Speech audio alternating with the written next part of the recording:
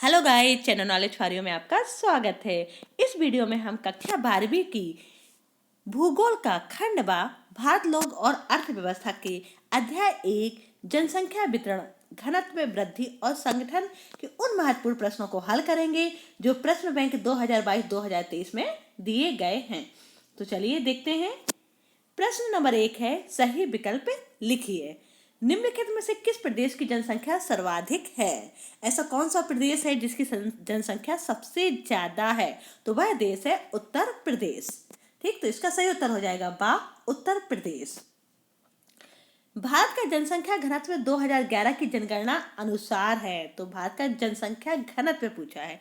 जनसंख्या घनत्व का मतलब होता है कि 1 किलोमीटर के अंतर्गत कितनी जनसंख्या वहां निवास करती है ना। 1 किलोमीटर में जितनी जनसंख्या निवास करती है उसे जनसंख्या घनत्व कहा जाता है।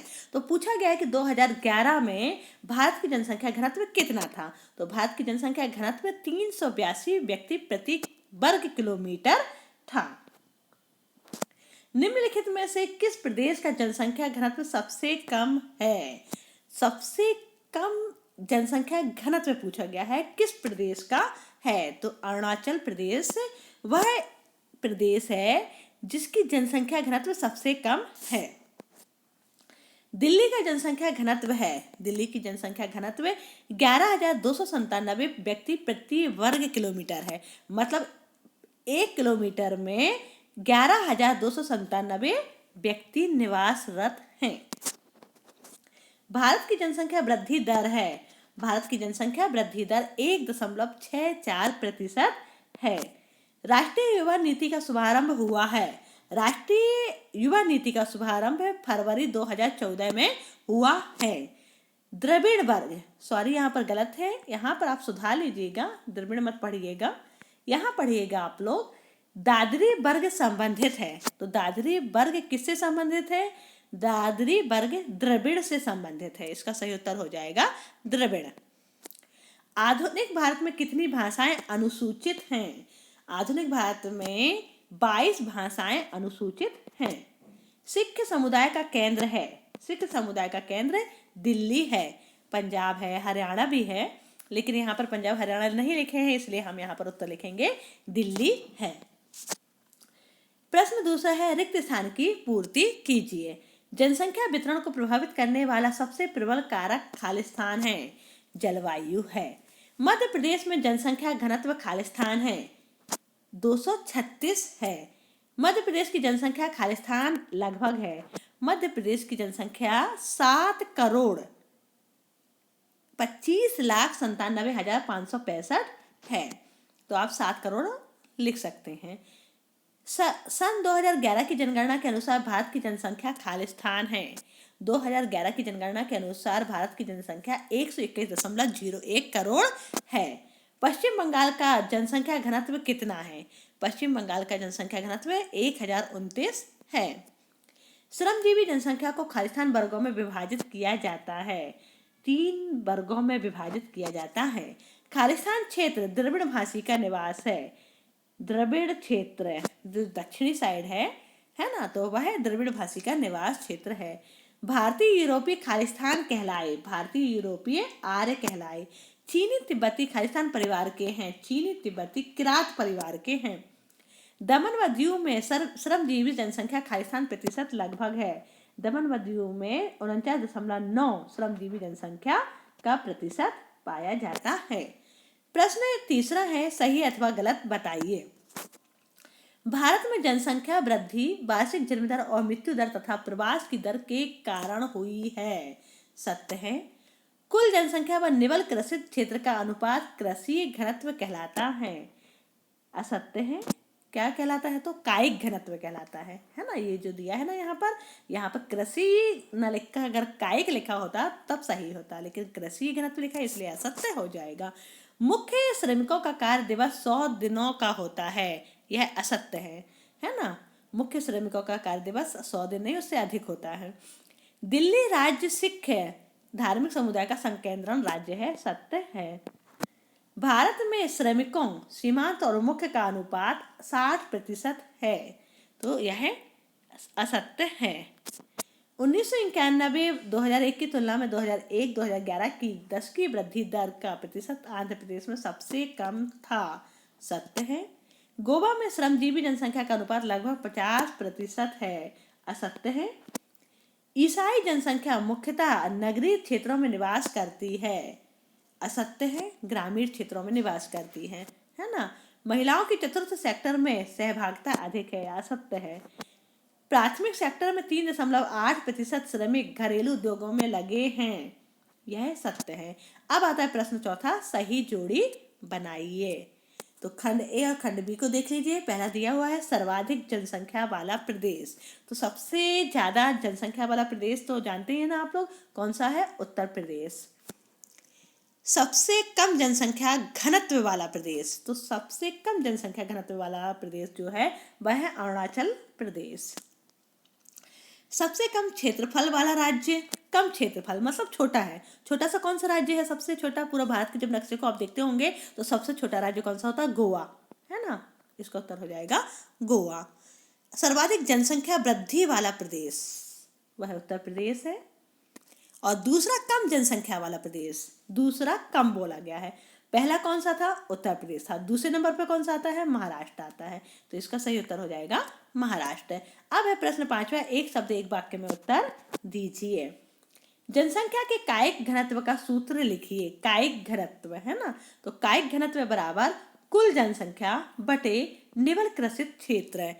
मतलब जो शुद्ध खेती हो रही है जहां पर, उस क्षेत्र में से जनसंख्या में से हम जो शुद्ध खेती हो रही है उसमें से भाग दे रहे हैं, तो हमें कायिक घनत्व प्राप्त हो जाएगा। यूएनडीपी का पूरा नाम लिखिए। यूएनडीपी का पूरा नाम है संयुक्त राष्ट्र विकास कार्यक्रम। मुख्य श्रमिक का कार्य दिवस कितने दिन का होता है या कितने दिवस का होता है? तो जो मुख्य श्रमिक होता है उसका कार्य दिवस 183 से अधिक दिन का होता है। मतलब 183, 84, 85 करके ऐसे 365, मतलब एक साल तक का अगर काउंट करें तो ठीक। तो जो मुख्य श्रमिक होता है उसका 183 से अधिक होता है। और सीमांत श्रमिक का कार्य दिवस कितने दिन का होता है? तो 183 से कम दिवस का होता है। ठीक है। जो मुख्य श्रमिक होगा वो 183 से अधिक का होगा, सीमांत श्रमिक जो होगा वो 183 से कम दिवस का होगा।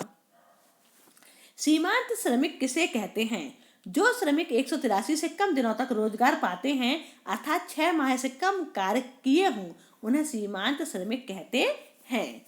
जन्म दर का सूत्र क्या है? तो जन्म दर बराबर होता है किसी वर्ग विशेष में जीवित जन्म बटे किसी क्षेत्र विशेष में वर्ष के मध्य जनसंख्या गुणित 1000। ठीक है। यहाँ पर ना इसको इस तरीके से समझ लें कि मान लो किसी वर्ष में कोई एक साल है, उस साल में जितने भी जीवित बच्चे रहे, क्योंकि बच्चे पैदा हुए मान लो 1000 बच्चा एक साल में हुए, उनमें से जीवित रहे 950, तो 950 यहाँ पर आ जाएगा। ठीक है। और किसी क्षेत्र विशेष में वर्ष के मध्य जनसंख्या, टोटल जनसंख्या कितनी थी वो जनसंख्या, ठीक है, और गुणित 1000। फिर नेक्स्ट है जनसंख्या वृद्धि के कौन कौन से घटक हैं? तो जनसंख्या वृद्धि के 2 घटक होते हैं जिनके नाम है प्राकृतिक और अभिप्रेरित। फिर प्राकृतिक के और भी ज्यादा प्रकार होते हैं, वो हम इसके पहले जो वीडियो बना था जनसंख्या वाला ही पार्ट 1 का, उसमें देख चुके हैं कि प्राकृतिक वाले कौन कौन से घटक होते हैं। जनसंख्या घनत्व कैसे मापा जाता है? तो जनसंख्या के घनत्व को प्रति इकाई क्षेत्र में व्यक्तियों की संख्या द्वारा मापा जाता है। जनसंख्या की वास्तविक वृद्धि किसे कहते हैं? जनसंख्या की वास्तविक वृद्धि, यह वृद्धि तब होती है जब वास्तविक वृद्धि बराबर जन्म से मृत्यु क्या कर दिया जाए? घटा दिया जाए। जन्म ऋण मृत्यु धन आप्रवास और ऋण उत्प्रवास। ठीक है। जन्म में से क्या कर दिया जाए? मृत्यु को घटा दिया जाए, और जो आप्रवास है मतलब दूसरे आए हुए हैं उनको जोड़ दिया जाए, और जो बाहर गए हैं उनको घटा दिया जाए। तो क्या मिल जाएगा? वास्तविक वृद्धि मिल जाएगी। जनसंख्या की ऋणात्मक वृद्धि किसे कहते हैं? यदि 2 समय अंतराल के बीच जनसंख्या कम हो जाए तो उसे जनसंख्या की ऋणात्मक वृद्धि कहते हैं। यह तब होती है जब जन्म दर मृत्यु दर से कम हो जाए अथवा लोग अन्य देशों में प्रवास कर जाएं। जनसंख्या परिवर्तन क्या है? 7वां प्रश्न और 21वां प्रश्न का उत्तर सेम है। समय के 2 अंतरालों के बीच एक क्षेत्र विशेष में होने वाली जनसंख्या में परिवर्तन को जनसंख्या की वृद्धि या परिवर्तन कहा जाता है। ये सारे क्वेश्चन आपके पार्ट 1 में जो था भूगोल के, उसमें भी दिए थे। आप इसके पहले वाले वीडियो को देख सकते हैं, और भी कोई और प्रश्न है उन दोनों से मैच कर सकते हैं। नेक्स्ट है प्रश्न 8वां और 22वां सेम है। जनांकिकी संक्रमण क्या है? जनांकिकी संक्रमण सिद्धांत का उपयोग किसी क्षेत्र की जनसंख्या के वर्णन तथा भविष्य की जनसंख्या के पूर्वानुमान के लिए किया जा सकता है। यह सिद्धांत हमें बताता है कि जैसे कि समाज ग्रामीण, खेती और अशिक्षित अवस्था से उन्नति करके नगरीय, औद्योगिक और साक्षर बनता है, तो किसी प्रदेश की जनसंख्या उच्च जन्म और उच्च मृत्यु से निम्न जन्म व निम्न मृत्यु में परिवर्तित होती है। ये परिवर्तन अवस्थाओं में होते हैं, जिन्हें सामूहिक रूप से जनांकिकी चक्र के रूप में जाना जाता है। प्रश्न 9वां है, मृत्यु दर का सूत्र क्या है? तो मृत्यु दर बराबर किसी वर्ष विशेष में मृतकों की संख्या, ठीक है, मतलब जो जनसंख्या है एक साल की, मतलब उनमें से कितने लोगों की मृत्यु हो गई, बटे उस वर्ष के मध्य में अनुमानित जनसंख्या, टोटल जो जनसंख्या है उनमें से मरे हुए लोगों की जनसंख्या को क्या कर दिया जाए, भाग दे दिया जाए, और यहाँ पर गुणा का निशान लगाएंगे, ठीक है ना। यहाँ पर मिस्टेक है, यहाँ गुणित आएगा, तो गुणित 1000। अब है प्रश्न 10वां, जनसंख्या घनत्व किसे कहते हैं? एक वर्ग किलोमीटर क्षेत्र में रहने वाले लोगों की संख्या को जनसंख्या का घनत्व कहते हैं। एक वर्ग किलोमीटर क्षेत्र में रहने वाले लोगों की जो संख्या को जनसंख्या का घनत्व कहते हैं। सॉरी। वर्ष 11 की जनगणना अनुसार भारत व मध्य प्रदेश का जनसंख्या घनत्व कितना है? तो भारत का जो जनसंख्या घनत्व है वह है कितना है, 382 है, और मध्य प्रदेश का 236 है। जनसंख्या की दृष्टि से भारत का विश्व में कौन सा स्थान है? अधिक जनसंख्या होने के 2 कारण लिखिए। तो जनसंख्या की दृष्टि से भारत का विश्व में दूसरा स्थान है, पहला स्थान चीन का है। और जनसंख्या वृद्धि होने के कारण पहला तो यह है कि चिकित्सा में उन्नति होने के कारण मृत्यु दर बहुत घट गई, किंतु जन्म दर उच्च रही है, मतलब लोग कम मर रहे हैं और जन्म ज्यादा ले रहे हैं। दूसरा है पर्याप्त पोषण आहार की सुलभता के कारण मृत्यु दर घटी है, मतलब लोगों को पर्याप्त पोषण आहार प्राप्त होने लगा है। प्रश्न 13वां है, जनसंख्या वृद्धि के घटक से क्या तात्पर्य है? तो जनसंख्या वृद्धि का अभिप्राय किसी क्षेत्र के समय की किसी निश्चित अवधि के दौरान बसे हुए लोगों की संख्या में परिवर्तन से है। यह परिवर्तन धनात्मक भी हो सकता है और ऋणात्मक भी। इसे निरपेक्ष संख्या अथवा प्रतिशत के रूप में अभिव्यक्त किया जा सकता है। जनसंख्या परिवर्तन किसी क्षेत्र की आर्थिक प्रगति, सामाजिक उत्थान, ऐतिहासिक और सांस्कृतिक पृष्ठभूमि का महत्वपूर्ण सूचक होता है। जन्म दर से क्या तात्पर्य है? प्रति 1000 व्यक्तियों पर एक वर्ष में जितने बच्चे जन्म लेते हैं उस संख्या को जन्म दर कहा जाता है। मतलब 1000 व्यक्तियों पर एक साल में जितने बच्चों ने जन्म लिया उस संख्या को क्या कहेंगे? जन्म दर कहेंगे। मृत्यु दर से क्या तात्पर्य है? किसी देश या क्षेत्र में प्रति 1000 व्यक्तियों पर एक वर्ष में मरने वालों की संख्या को मृत्यु दर कहते हैं।